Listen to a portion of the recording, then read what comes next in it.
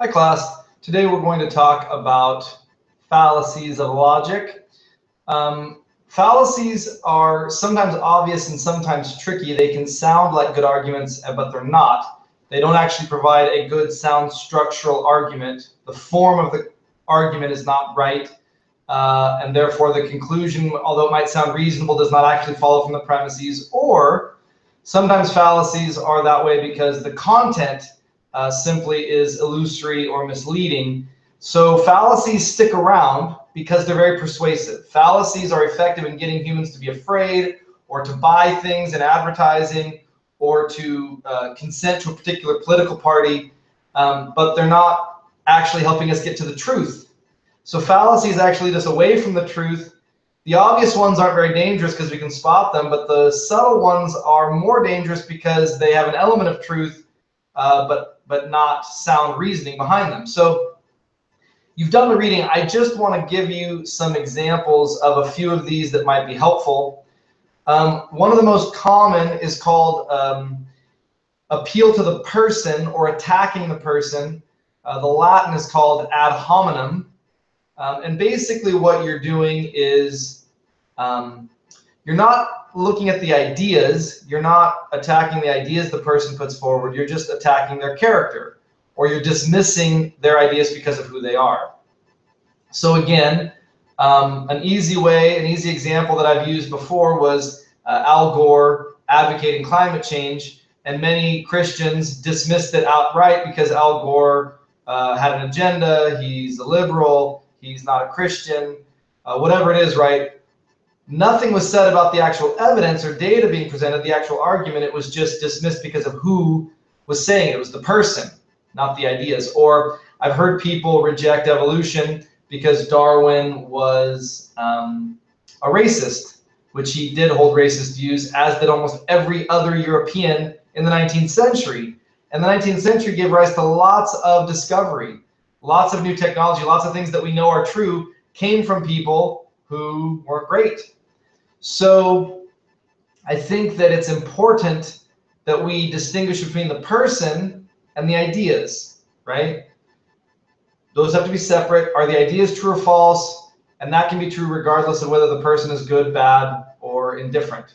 Despicable people can make really important breakthroughs and can say very true things and make strong arguments, right? So we have to recognize that. So you don't want to appeal to the person to dismiss their ideas. You want to appeal to the ideas themselves. This happens to Friedrich Nietzsche. Nietzsche is a philosopher who's had a huge impact on my life. He's not a Christian, though. In fact, he's anti-religious in some ways. He died, he sort of went crazy, lost his mind from syphilis, and then passed away. And many Christians will say, well, he was crazy. We don't have to listen to anything he had to say, right? But they just dismiss it out of hand. But of course, he didn't write anything after he lost his mind because of an illness. Everything he wrote was prior to that. So we'd have to engage his philosophy on its own standards, by its own merits, not because he happened to go crazy when he was older. An offshoot of the ad hominem fallacy is the genetic fallacy. The genetic fallacy is not about a person per se, but sometimes about groups or organizations where these things emerge. So the examples from the book are pretty clear. It's like, look, we don't really have to accept this particular policy because it came from a conservative think tank in Washington, right? So instead of actually engaging the ideas and seeing whether they might have merit, well, it's just dismissed because, it came from this group that's conservative. So it's not a particular person, but where it came from is this organization. And that we do this all the time, right? I know that now if something comes from the Quran, many Christians associate that with like radical Islam. And if that's where it comes from, then it must be dangerous, anti-American, anti-Christian. So there's like a reaction, like if it comes from this particular group, we just start to lump it in and say, well, we have to reject it out of hand rather than trying to listen. So we want to be careful with the genetic fallacy. Something that the book doesn't mention that's somewhat relevant to the genetic fallacy is called the is-ought fallacy. You can't draw an ought, a moral claim, from an is or descriptive claim. So you can say this is how things are, But moral claims or normative claims say, well, this is how things ought to be, how they should be. You can't make a direct ought claim from an is claim. So for instance, I heard an argument about it's very natural, biological, right? This is kind of genetic where it comes from, for men to be promiscuous, right? To want more than one sexual partner, because historically in the process of evolution and whatnot, men could impregnate many women, but a woman can only get impregnated by one man, a long gestation period for primates and whatnot. So men are looking to engage many partners, women are looking to have just one partner.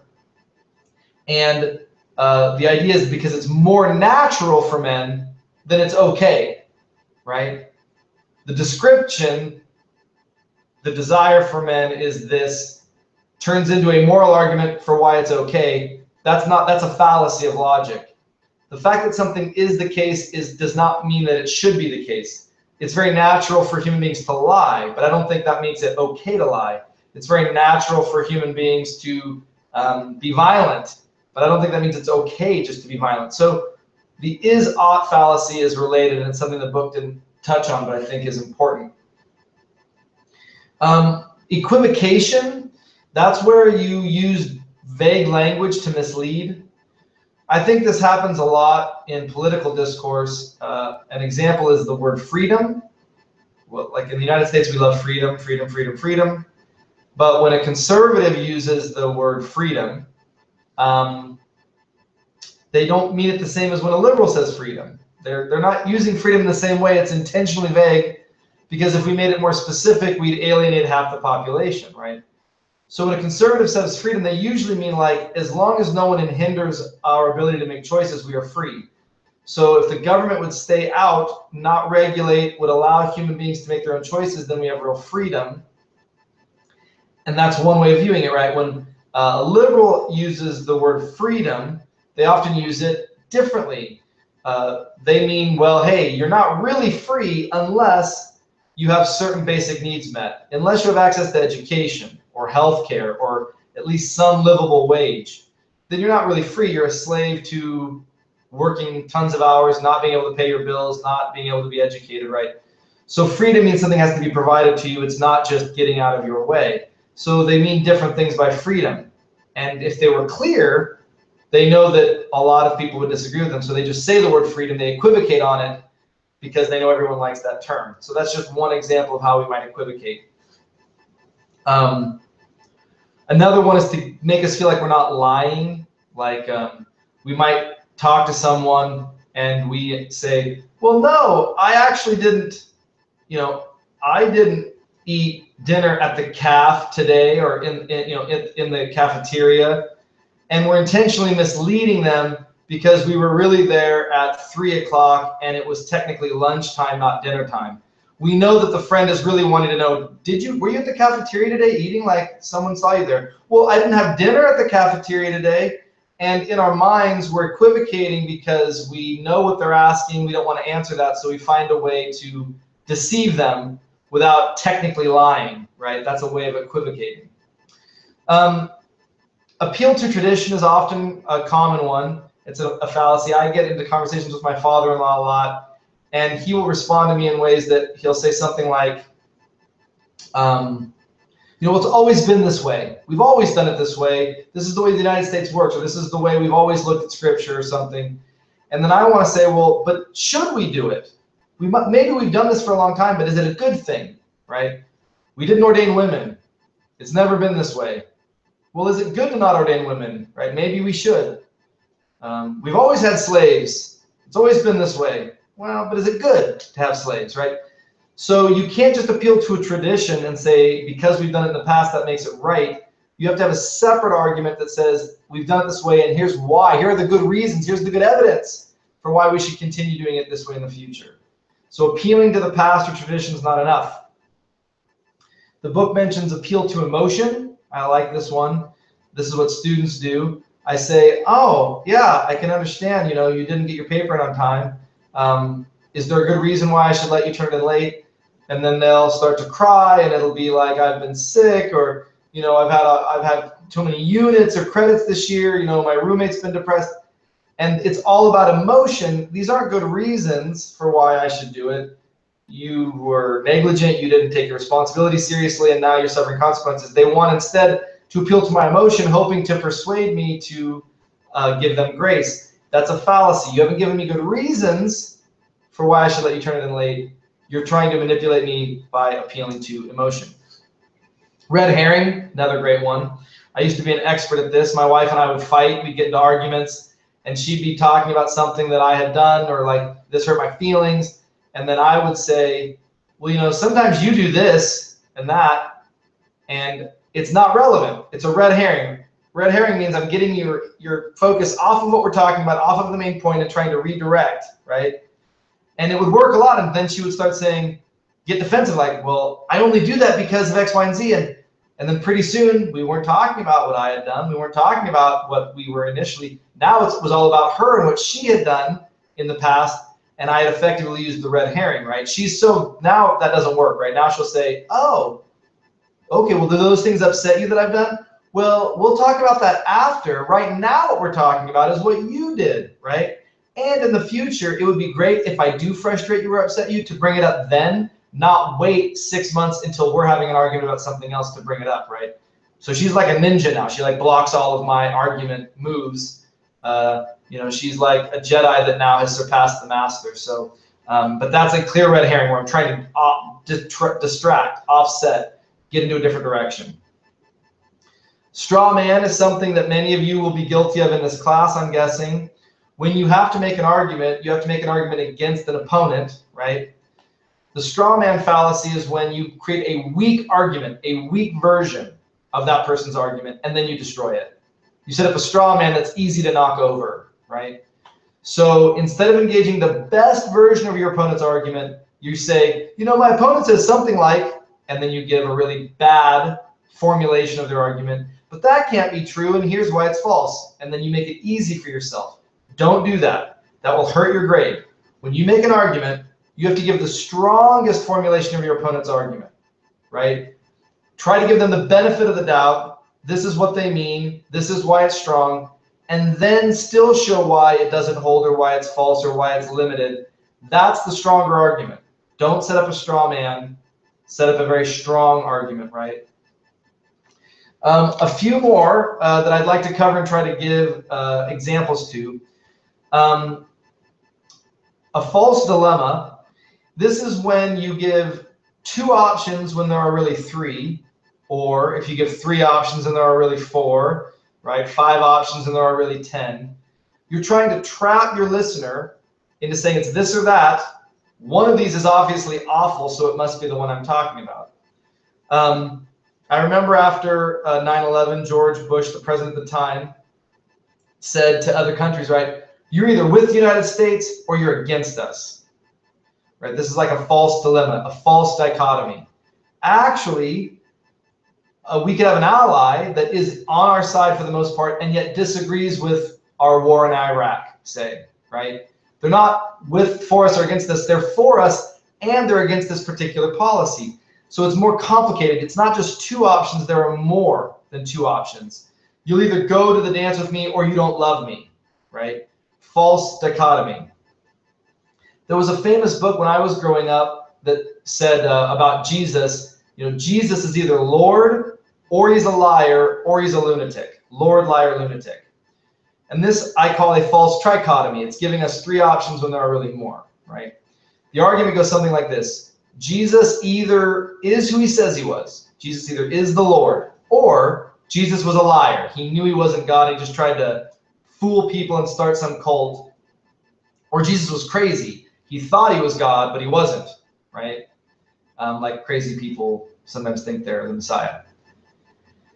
And I understand that, right? Those 3 options. The problem is there are other options available to us. I believe Jesus is Lord, so I take option 1. But to be fair, for people that aren't Christians, say, or for people that are skeptical, there are other options. For instance, Jesus never wrote 1 word of the Bible. Not one thing does Jesus write. Everything we know about Jesus comes from other people writing about him, disciples, followers, whatnot.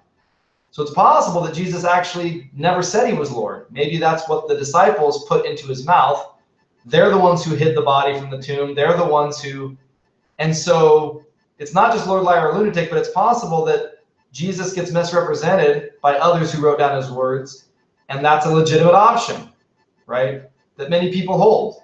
That we don't know exactly what Jesus said because all we get is from those, the word of the people that wrote things down, and many of them wrote it down 60 years later, 100 years later, right? So people get skeptical. That's an option. So you can't say there's only 3 options when there's more. Again, I believe Jesus is Lord. I think the words of Jesus ring true in my life in profound ways, but I at least want to make that clear. Another fallacy is the slippery slope. This might be the most popular because it's based on fear. If we take one step, we're going to end up at the bottom. The gun control issue is easy because both sides of the gun control do it. If you ban assault rifles and grenade launchers, then you're going to ban rifles, then you're going to ban handguns, then no guns allowed. If we ban even one thing, we're going to fall to the bottom and we're going to have no rights, right? The other side says, well, if we allow assault rifles, then are we going to allow bombs, grenades? I mean, are we going to allow weapons of mass destruction? Can people own any weapon, right? Both suggest if we go one step in this direction, we're going to end up in some place where we should be scared, very scared. If you tax the rich more than the poor, then is the next step for the government to do this, and then this, and then this, and it's all chaos. This is very common in today's climate. Conservatives did it with Barack Obama. Oh my gosh, he's going to take away the right. I mean, I heard some people like, he's going to take away rights for white people. He's going to enforce this. He's going to tax us. He's a socialist. We're going to end up, of course, none of that happened after 8 years. And now with Donald Trump, liberals are like, oh my gosh, World War III is coming. He's going to invade. He's a liar. He's going to bomb. Just because one step doesn't mean we're going to end up, right? If we allow abortion, the next thing is we're going to kill kids. We're going to kill people with disabilities. We're going to kill, right? The other side of the issue says, if you don't let a woman choose what to do with her body, then pretty soon you're not going to allow women to have birth control. Then you're going to have like Handmaid's Tale or some crazy, and we have this fear on both sides, and they're bad, bad arguments. We have to have good reasons, right? To me, it makes sense. We can say, look, we should have the right to bear arms. We should have the right to defend our homes, go hunting. But we don't need assault rifles, right? Those are military-grade weapons that allow people to kill a lot of people really quickly, and we should ban those and make them illegal, right? I think that seems like a reasonable view. Try to take some middle approach that has logic, reason, and data behind it, right? So the slippery slope fallacy is a scary one, a dangerous one, because it's very common. It motivates human behavior, and we need to be careful not to make them in our own lives because we do a lot. False analogy is one of my favorites. So arguments by analogy are powerful. They're really important. You want to compare things. Like in medicine, you make a good analogy. You say, look, when we gave this medication to chimpanzees, this is what happened to their bloodstream. This is what happened. When we gave it to our human trial, this is what the medication did. There's a good chance, since human bodies are very similar, that if we give it to you, this is what it'll do in your body, right? We're making an analogy between my body and other human bodies, other primate bodies. But there's lots of ways of making false analogies, right? Where we try to compare two things that seem similar, but they're really not that similar, right? Like a bad analogy is to say, well, we gave the medication we put it into this tree, and we saw how the tree spread it to its roots, sent it up, and we think that's what it's going to do into a human circulatory system. Like the tree has a circulatory system, humans have a circulatory system, we make an analogy. But of course, there's so many things that are different that it doesn't really work. That's not going to fly.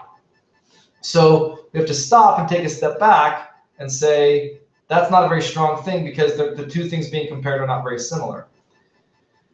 And so I have one from my own life. So I can remember dating a girl in high school, and we were going to go to different colleges. And so what's the point of dating? Because we're going to break up anyway. And so we were talking, and then it was like, well, in my mind, I didn't really want to break up. Like, we can have fun. We can at least enjoy each other's company over the summer and go to the pool and hang out. And so, she's like, well, that doesn't make a lot of sense because we know there's this end date.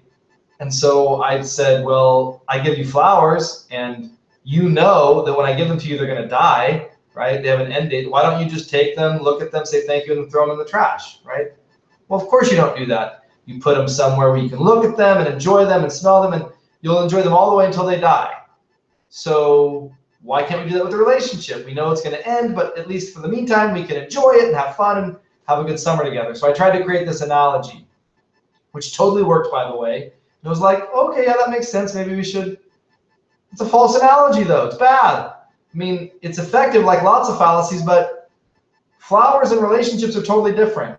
Enjoying flowers and watching them die and throwing them out is one thing. But if you spend time with someone for several months, you're going to get more attached to them, connected to them. Now breaking up is harder. It's more painful. You have more agony involved, right? There's a better chance you're going to end up with college trying to keep a long-distance relationship, Skype and all this, that will deter you from actually moving on and engaging fully in college. I mean, relationships, there's so much more on the line than with flowers. So it worked, but it was a bad analogy, totally false analogy. So hopefully these are helpful to you. These examples are helpful. We want to keep ourselves from engaging in bad logic. I'm going to want you to know these. I'm going to want you to be able to highlight them. I'm going to want you to be able to give examples of them, find them when you read things and write things, because it's really important that we not engage. So hopefully this helps. If you have questions, let me know, and I'll see you online.